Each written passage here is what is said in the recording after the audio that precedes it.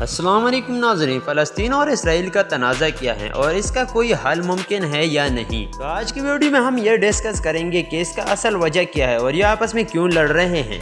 8 اکتوبر 2023 nature کے دن غزہ کی پٹی سے فلسطینی اکثریت پسند تنظیم حماس کی جانب سے اسرائیل پر حملوں میں کم از کم 300 افراد کی ہلاکت کے بعد اسرائیلی فضائی نے جوابی کارروائی کے دوران بمباری کی، جس سے 250 سے زیادہ فلسطینی ہلاک ہو گئے ہیں۔ واضح رہے کہ اس نیچر کے دن حماس کی جانب سے اسرائیل فوج کے مطابق 3000 راکٹ اسرائیل کی سرزمین پر داغے گئے، جس کے بعد حماس سے تعلق رکھنے والے اکثریت پسند گاڑیوں، موٹر سائیکلوں کے علاوہ پیراگلائڈرز اور کشتیوں کا استعمال کرتے ہوئے غزہ کی پٹی کے علاقے سے اسرائیلی حدود میں داخل ہوئے۔ اسرائیل اور فلسطینیوں کے درمیان گزشتہ مئی کے بعد یہ سب سے زیادہ پرتشدد کشیدہ صورتحال قرار دی جا سکتی ہے۔ مشرق وسطی کے اس طویل اور خونی تنازع کو دہائیاں گزر چکی ہیں، جس کا مستقبل قریب میں کوئی مستقل حل ہوتا دکھائی نہیں دے رہا۔ تو ہم آپ کو بتاتا چلے کہ یہ تنازع شروع کیسے ہوا۔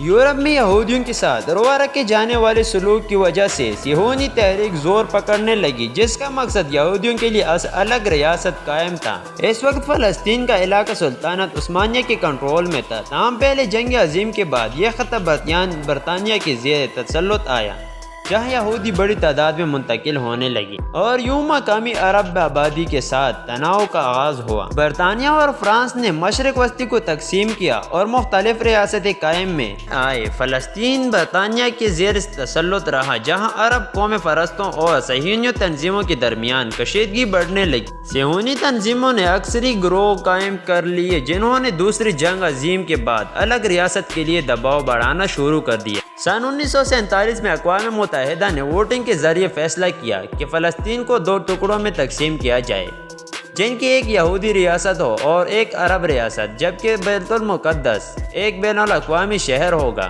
تاہم 14 مئی 1948 کو اسرائیل کا قیام ہوا تو اگلے ہی دن اردن، مصر، شام اور عراق نے حملہ کر دیا۔ یہ پہلی عرب اسرائیلی جنگ تھی، جس کے نتیجے میں اقوام متحدہ منصوبے کے مطابق جہاں سے عرب ریاست بنانا تھا، وہ علاقہ مختلف ممالک کے قبضے میں آ گیا اور یوں فلسطینیوں کے لیے ایک سانحہ کی جنم لیا۔ 7.5 لاکھ فلسطینی ہمسایہ ممالک خود فرار ہوئے یا انہیں اسرائیلی فوجیوں نے بے دخل کر دیا۔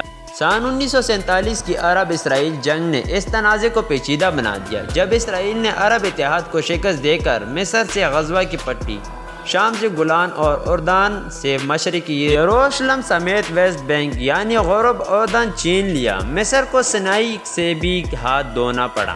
1973 میں مصر اور شام نے اسرائیل پر اپنے علاقے چھڑانے کے لیے حملہ کیا، جیسے یوم کپور جنگ کہا جاتا ہے۔